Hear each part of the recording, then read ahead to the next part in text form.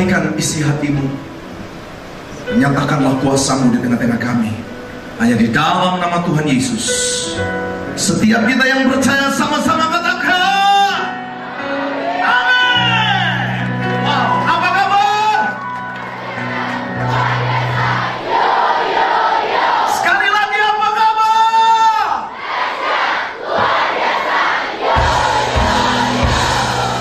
Sebelum duduk, kasih tahu kiri kanan, bilang gini, ini malam spesial buat engkau, engkau harus enjoy menikmati kasih Tuhan. Amin. Nah, wow, silakan duduk. Rasa-rasanya kalau boleh itu bisa nggak usah ada khotbah, kalau boleh, karena pujian penyembahan menutup semangat kalian semua begitu dengan antusias yang luar biasa. Tepuk tangan dulu buat anak-anak muda di tempat ini. Tepuk tangan buat tim musik, buat semua yang ada di depan ini. Wow, luar biasa. Betapa inilah yang Tuhan nantikan dari generasi ini. Ini yang Tuhan tunggu-tunggu dari generasi ini. Tengok kiri kanan, bilang, engkau generasi yang dinantikan Tuhan loh. Kasih tahu, engkau generasi yang dinantikan Tuhan loh. Amin. Saya nggak tahu, tapi ketika lagi duduk di bawah tadi, ketika pujian dinaikkan, ketika melihat antusias generasi ini, tiba-tiba kitab Yoel itu muncul begitu saja di depan saya. Saya tahu ada tema yang dikasih, tetapi tiba-tiba waktu lagi pujian, lagi kalian nyembah, lagi kalian memuji, meninggikan Tuhan, kitab Yoel itu terbentang di depan saya. Apa yang Tuhan sedang bicara tentang kitab Yoel? Alkitab katakan di dalam kitab Yoel pasal 2, tiuplah sangkakala, artinya ada satu bangsa, ada satu generasi yang besar yang akan muncul di akhir zaman, yang akan membuat perubahan di tengah-tengah bangsa, di tengah-tengah dunia ini. Kitab Yoel berkata, Tuhan sedang menantikan sebuah generasi yang membawa dampak yang besar bagi banyak orang. Seringkali generasi ini tidak diperhitungkan oleh orang-orang yang mungkin sudah merasa dirinya lebih pintar. Tapi saya kasih tahu buat kalian, Allah menantikan kalian. Allah menantikan waktunya akan tiba, di mana kalian orang-orang yang akan menjadi saksi, menjadi dampak yang besar bagi generasi ini. Amin. Saya mau respon anak-anak generation ini adalah respon yang ketika firman berbicara langsung teriak amin. Amin. Gak usah malu. Kenapa? Karena Tuhan menantikan kalian. Tuhan ingin berbuat banyak dengan generasi ini. Saya tidak tahu, saya berada di generasi 90-an. Ketika saya bergerak di tahun itu lonjakan bagaimana lawatan Allah bagi generasi di tahun 90-an itu luar biasa dahsyatnya. Masuk di tahun 2000, saya melihat generasi ini menurun. Generasi ini sepertinya kehilangan sesuatu untuk membuat mereka berdampak buat orang lain. Tetapi tiba-tiba masuk di tahun ini, sepertinya Tuhan mau kasih tahu bahwa sudah waktunya generasi ini muncul. Sudah waktunya untuk generasi ini bangkit. Sudah waktunya untuk generasi ini menunjukkan jati diri mereka. Dengar, saya kasih tahu buat kalian. Di luar sana, perkembangan zaman, teknologi itu menutup ruang, membuat generasi seperti kalian bisa saja hanyut dan jauh dari Tuhan. Tetapi Allah mau ambil bagian di tengah-tengah perkembangan itu, menunjukkan kuasanya buat kalian, bahwa di tengah-tengah perkembangan Dia akan memakai saudara. Dia akan memakai saudara untuk menjadi dampak yang besar buat banyak orang di tengah-tengah dunia ini. Amin. Yang setuju bilang amin.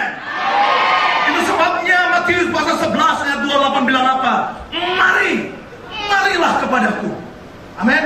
Kita punya ayat tema pada malam ini, dikatakan di dalam Matius pasal 11 ayat 28 dikatakan, marilah engkau yang letih lesu dan berbeban berat, aku akan memberikan kelegaan kepadamu. Kalau saya sambungkan dengan Yoel pasal 2, maka di situ terjadi Allah menunggu generasi ini.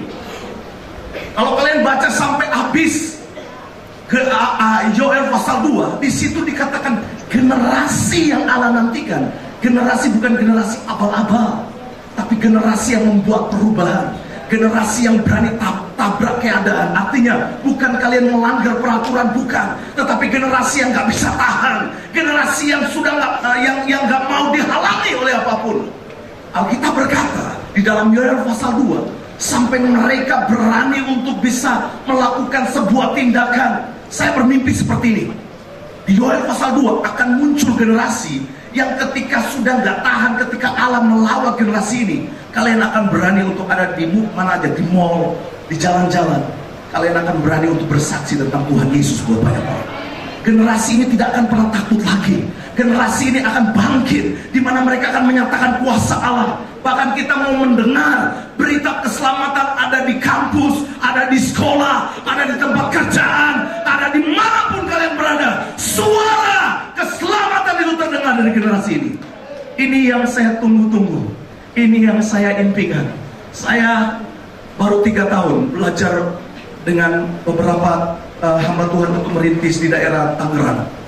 Tetapi ketika saya melayani di sana, Tuhan katakan, maukah engkau fokus buat anak muda, buat generasi ini? Saya bilang saya udah umur 40, sekarang jalan 46. Gak terasa ya, udah tua ya. Tetapi ketika Tuhan kasih tanggung jawab buat generasi umur sebaya kalian, tiba-tiba saya bilang gini kepada ibu gembala saya, Bu, gak salah untuk kasih kembali saya pegang generasi ini. Ibu gembala katakan bahwa ketika dia berdoa, Tuhan sepertinya mengarahkan kamu untuk tetap tangani mereka. Dan ketika saya duduk dengan mereka, hanya bentang 15 orang, saya mulai mengajar generasi ini. Tiba-tiba Tuhan ingatkan, kamu harus kasih benih ilahi buat mereka. Kamu harus kasih benih yang aku sudah taruh buat hidupmu.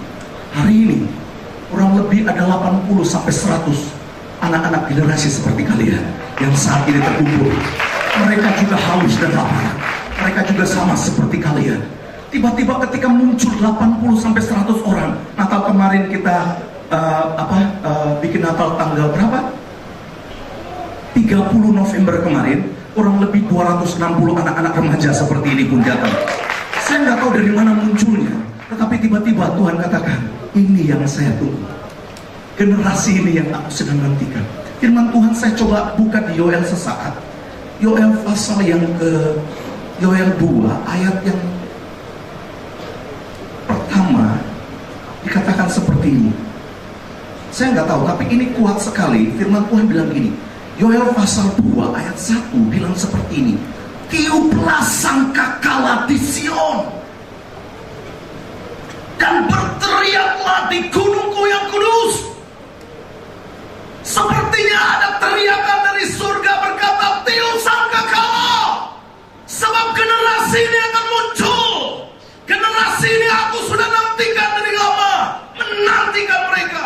Itu sebabnya Tuhan katakan tiup sangkakala.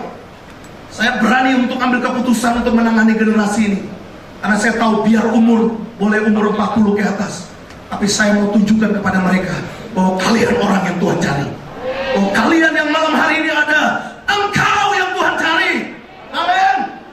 Tuhan katakan, ayo tiupkan sangkakala, beritahukan bahwa generasi ini Allah sedang menanti. Allah sedang menantikan kalian. Allah ingin berbuat banyak dengan kalian. Saya ketika diajak untuk anak-anak bilang, anak-anak youth yang ada, ini ada anak-anak boom di sini. Nama generasi youth itu adalah boom, bengkel orang-orang muda. Kalau udah bicara bengkel, ketika saya kasih nama bengkel, saya bilang begini, dulu saya hancur, dulu hidup saya berantakan. Tapi ketika Tuhan izinkan untuk membangun generasi, saya kasih nama boom, bengkel orang-orang muda. Yang rusak anak-anak muda yang mungkin gak dianggap, gak dipedulikan, gak dipedulikan lagi lah, pokoknya udah hancur hidupnya. Saya bilang masuk dalam bengkel, seperti bengkel mobil. Yang rusak masuk bengkel, pastikan bahwa ketika engkau keluar, engkau siap dipakai. Amin. Jadi ketika saya mengajak mereka masuk dalam wadah bengkel orang-orang muda, Tuhan kasih mimpi bahwa lihat orang yang ada di depanmu, orang yang malam ini pun saya tatap. Mungkin mereka orang-orang yang tidak dianggap, mungkin orang-orang yang tidak diperhitungkan. Tapi jikalau mereka nanti setelah Allah memperhitungkan dengan waktunya Tuhan, mereka akan muncul seperti fajar. Mereka akan membentangkan kasih Tuhan buat banyak orang. Mereka akan berdampak di sekolah, di kampus, di tempat kerjaan, dimanapun. Mereka akan membuat perbedaan. Amin. Itu sebabnya malam hari ini Tuhan katakan, tiuplah sangkakala di Sion, teriaklah. Saya tidak mau diam-diam dengan generasi ini. Kalau generasi ini ketika orang bilang di luar, itu anak itu bandeknya minta ampun, itu di sekolah udah gak bisa dididik, itu di rumah orang tua sudah tidak tahu lagi mau urus seperti apa? Saya tidak bilang mereka datang ke bengkel, tapi saya tatap dia. Saya kasih tahu kepada dia, engkau punya masa depan. Engkau punya pengharapan di dalam Tuhan. Sebagai kakak-kakak pembina, sebagai saudara-saudara yang sudah mungkin ambil bagian dalam generasi ini, ayo beri hidupmu buat mereka. Kasih hidupmu buat mereka. Mereka butuh figur. Mereka butuh yang namanya ada seorang kakak rohani, bapak rohani yang berani memberikan hidup buat mereka. Itu cukup buat mereka. Dan ketika saya memperhatikan salah satu anak yang katanya paling bandel itu, hari ini dia menjadi orang yang berani untuk membayar harga, berani untuk berkorban. Natal kemarin dia bilang, Kak, saya mau ke sekolah-sekolah, saya mau kasih undangan, bahkan saya berani untuk bawa berapapun jumlahnya, saya mau bawa itu. Siapa yang sangka orang yang tidak dianggap, orang yang dikatakannya bandel, orang yang dikatakan nggak mau dipedulikan lagi sama orang tuanya, tapi dia membuat perubahan karena ada Kristus dalam kehidupannya, ada perubahan dalam kehidupannya. Kita yang harus meneriakan, kita harus meniup sangkakala di Sion buat mereka. Lalu ayat ini berkata selanjutnya, dikatakan, biarlah gemetar seluruh penduduk negeri.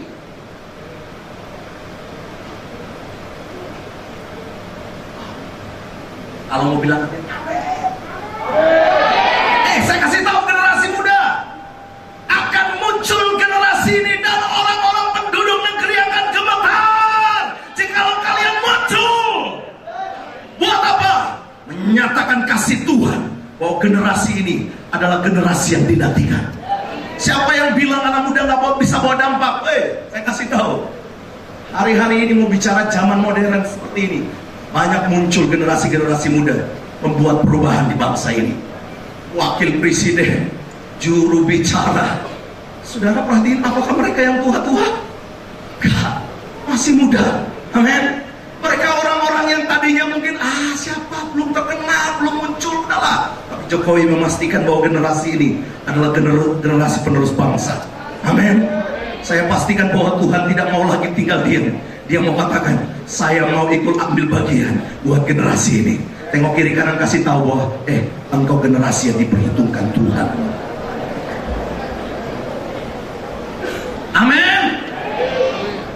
Biarlah gemetar seluruh penduduk negeri, sebab hari Tuhan datang, sebab hari itu sudah dekat. Suatu hari gelap gulita dan kelam pekat, suatu hari berawan dan kelam pekat, seperti fajar di atas gunung-gunung terbentang. Suatu bangsa yang banyak dan kuat, suatu bangsa yang banyak. Mimpi saya ini bukan hanya itu. Tadi saya tanya ketuanya, yang hadir kurang lebih berapa kau undangan? 300 kan? Mimpi saya bukan 300, tapi memenuhi satu area ruangan ini. Generasi remaja, anak muda akan berbondong-bondong datang, tidak tahu dari mana caranya mereka datang, tapi Allah akan menghentarkan mereka di tempat ini. Cara yang pertama, kita leader, pemimpin, semua kakak-kakak pembina, maukah engkau ambil bagian untuk memberi dampak buat generasi ini? Maukah engkau memberi hidup buat mereka? Karena generasi ini Allah sedang menantikan lawatannya buat mereka. Amin. Dikatakan apa lebih lanjut? Saya singgung, saya nggak tahu, tapi saya masuk ke poin ini karena ini yang menggetarkan roh saya untuk berkata bahwa akan bangkit generasi ini. Amin. Lalu dikatakan apa? Bangsa yang kuat, serupa itu tidak pernah ada sejak perubahan. Dengar baik, ini firman Tuhan yang ngomong. Next generation ini akan muncul di akhir zaman, menjadi penentu kegerakan buat Allah. Dari zaman purbakala itu belum pernah ada. Alkitab yang katakan bahkan di akhir zaman ini generasi yang akan membawa dampak yang besar sebelum mengakhiri akhir zaman ini. Itu sebabnya jangan pernah meremehkan hidupmu. Engkau itu berharga di mata Tuhan.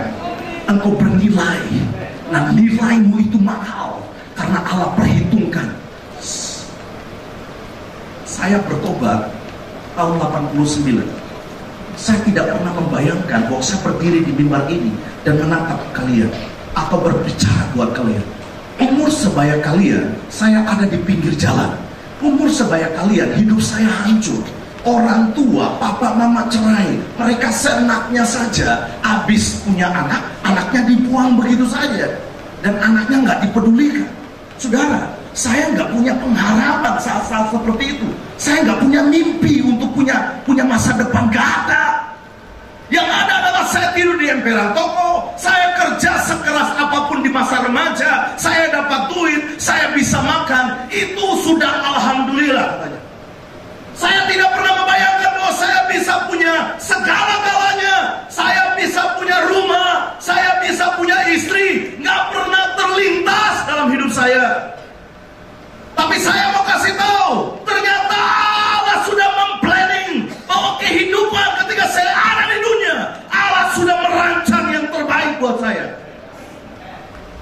Sehingga sekalipun proses dalam hidup berjalan, saudara, mungkin saya pernah ngomong di tempat ini, ketika saya buat kesaksian hidup saya di Solusi, generasi kalian nggak tahu Solusi mungkin, tetapi saya pernah buat itu di TV. Saya kasih tunjuk tentang hidup saya. Saya tidur di emperan toko, makan, pokoknya orang lagi makan di tempat sampah, itu buang, itu di Solo kejadiannya. Ada orang Jawa di sini, Solo sini. Nah, saya lama di Solo loh. Jadi ini Ambon, tapi kalau lo katanya bisa Solo, sidi-sidi ya. Nah, di Solo hidup saya lebih hancur. Dari Ambon ditaruh di Solo, pikirnya akan dapat kesejahteraan, akan dipelihara oleh orang tua angkat dengan baik. Tapi kenyataannya itu anak muda Ambon ini tidur di emperan toko. Yang lebih parah lagi dalam hidup saya, bahkan makan aja nggak punya duit, sampai orang buang nasi. Nah, kalau di Solo itu makan nasi pakai daun. Jadi kalau habis nasi kucing ya sekarang ya terkenalnya ya. Nah, saya kalau makan itu tuh nasi kucing daun, ada daunnya itu. Nah, sekali waktu saya nggak punya duit, saking nggak ada duit.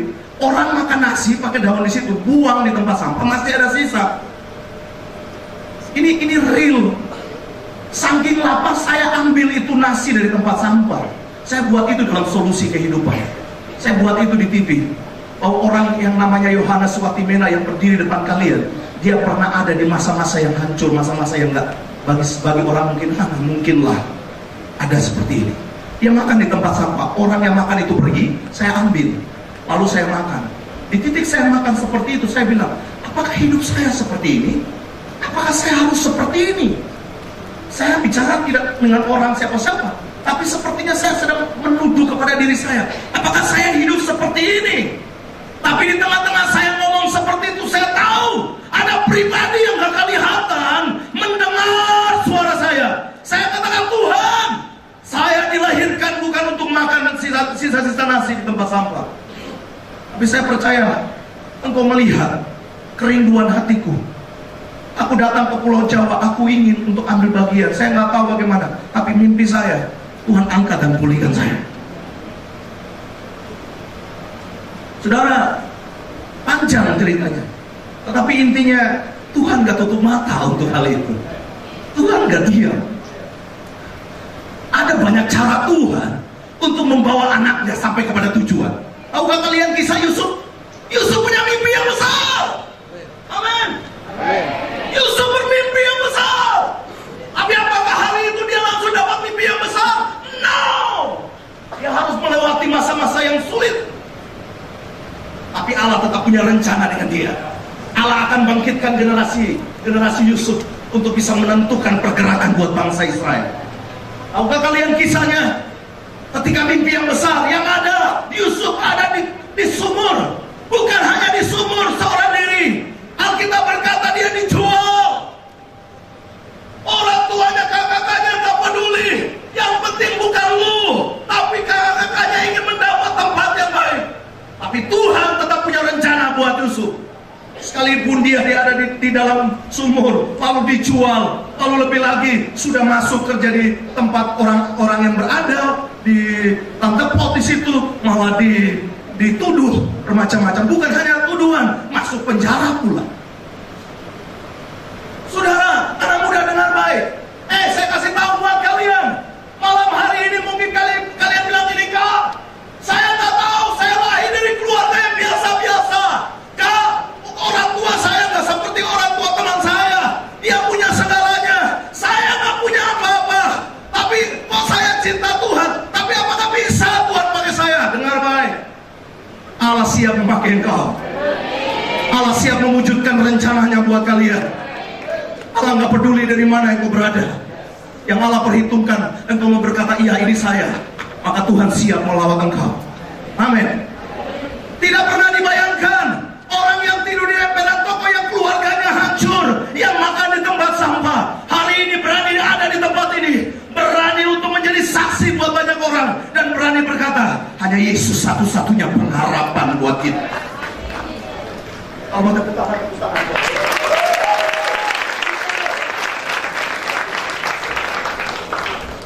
saya sangat antusias menatap generasi ini. Saya bilang sama Tuhan, oh umur 50-60, izinkan saya ada di tengah generasi ini. Sampai Tuhan panggil saya, tutup mata saya tetap melihat generasi ini. Yang saya tahu bahwa kalau generasi ini muncul, mereka membawa dampak dan membawa perbedaan di Indonesia. Waktu ditanya, itu anak-anak muda dari mana? Oh, itu gerakan anak muda yang ada dari GBI Bethlehem, yang tua perubahan. Caranya bagaimana? Waktu mereka mendapat benih ilahi dari setiap pertemuan di anak muda di sini, waktu mereka ada di posisi menjadi mungkin direktur di sebuah perusahaan, tetapi berdampak di perusahaan itu. Waktu mereka lagi di kampus, mereka bukan sekedar bersekolah, tapi roh mereka menyala-nyala dan tidak mengizinkan satu orang di kampus mereka untuk tidak diselamatkan, tapi kalau bisa semua diselamatkan. Itulah generasi yang berdampak. Itulah generasi yang dikasih benih ilahi di akhir zaman ini. Allah menantikan kalian. Amin. Amin. Saya kembali kepada Matius pasal 11 ayat 28 tadi. Maukah aku menerima panggilan itu? Maukah kau berkata, ya saya orangnya. Tadi Kaynes katakan, mungkin kau berkata, Kak, apa bisa Tuhan pakai saya? Saya sekolahnya aja nggak lulus. SMP coba. Saya kasih tahu ya buat kalian nih, ini yang berdiri di depan, lulusan secara resmi itu SMP dan itu belum selesai. Mulai. Oh, kok bisa? Orang ini nggak lulus SMP.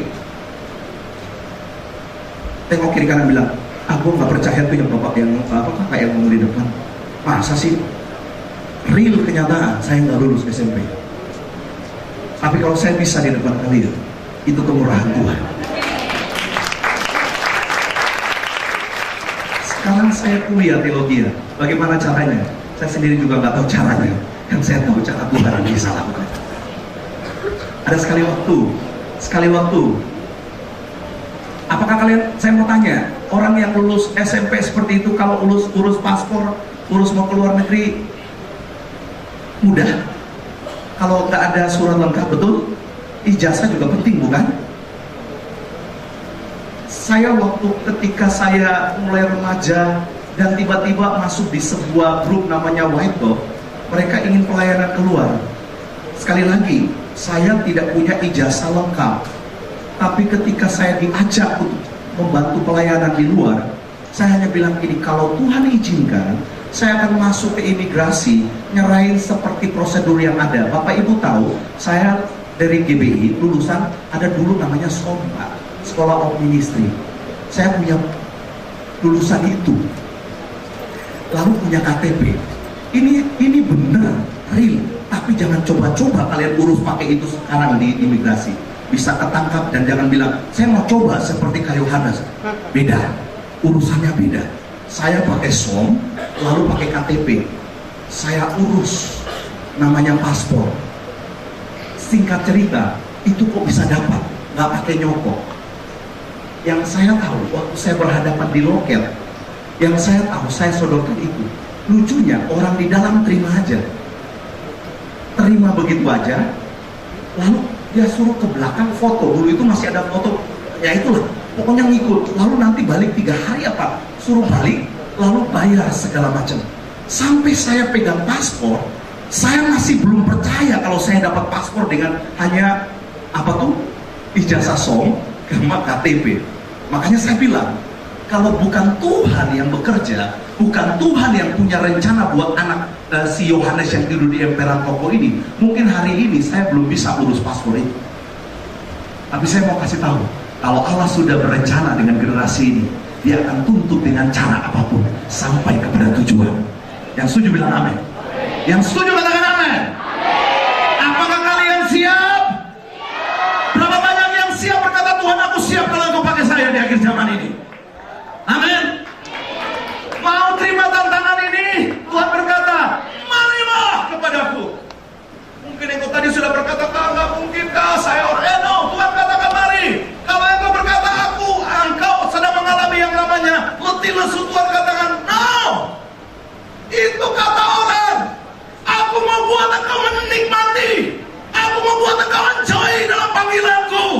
Aku mau buat engkau agar engkau tahu bahwa yang memanggil engkau, ya dan amin.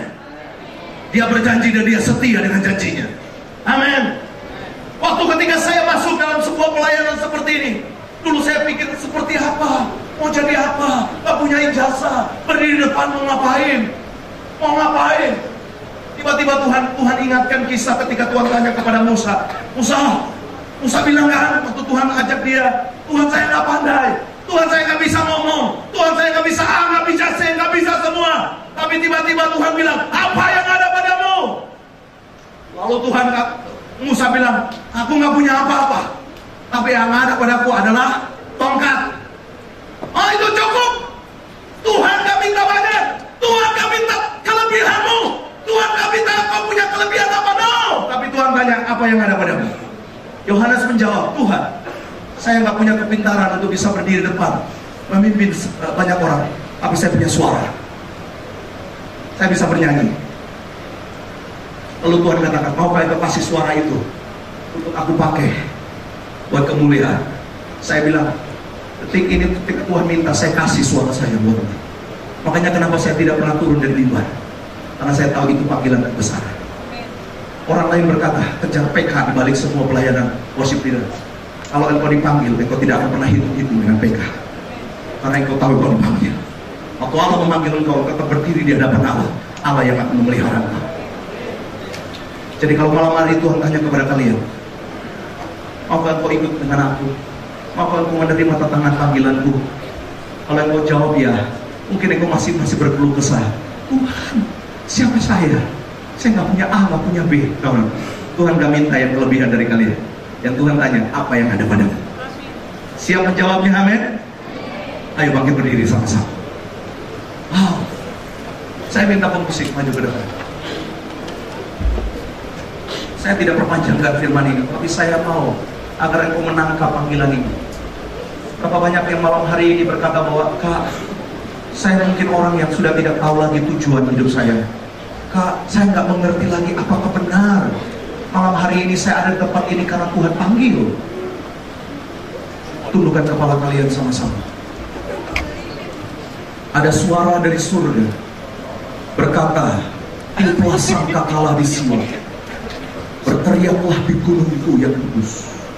Akan datang suatu bangsa yang besar, yang kuat dan banyak. Mereka akan bermunculan di akhir zaman ini. Tidak tahu dengan cara seperti apa mereka datang, tapi aku akan mengirim mereka dari timur, barat, utara, selatan, datang untuk mendengar janji Allah dalam hidup mereka.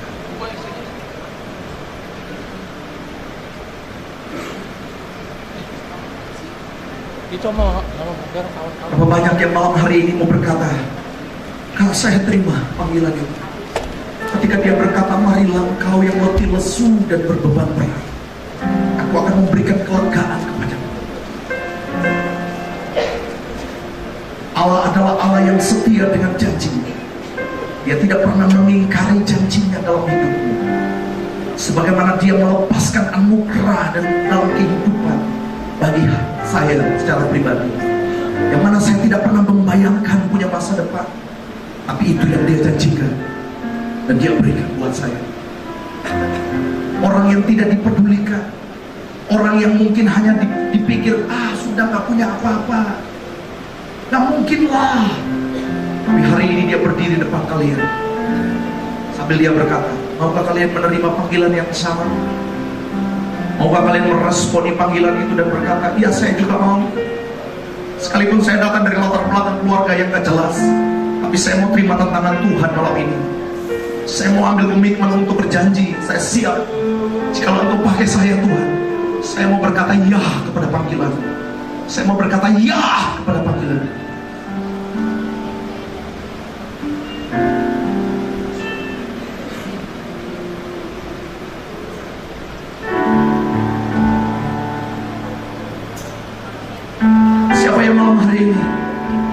yang mau berkata, saya meresponi kamu. Saya tidak peduli dari mana saya berada, tapi saya mau memenuhi panggilannya. Mungkin saya nggak pintar, saya nggak seperti kayak Yohanes yang berdiri depan, bisa berkhotbah, bisa bernyanyi. Tapi saya percaya saya punya kelebihan.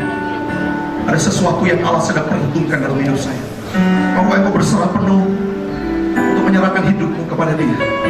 Taruh tangan kananmu di dada, angkat tangan kirimu tinggi-tinggi. I surrender, Lord Jesus. And I surrender, oh Lord Jesus. I surrender.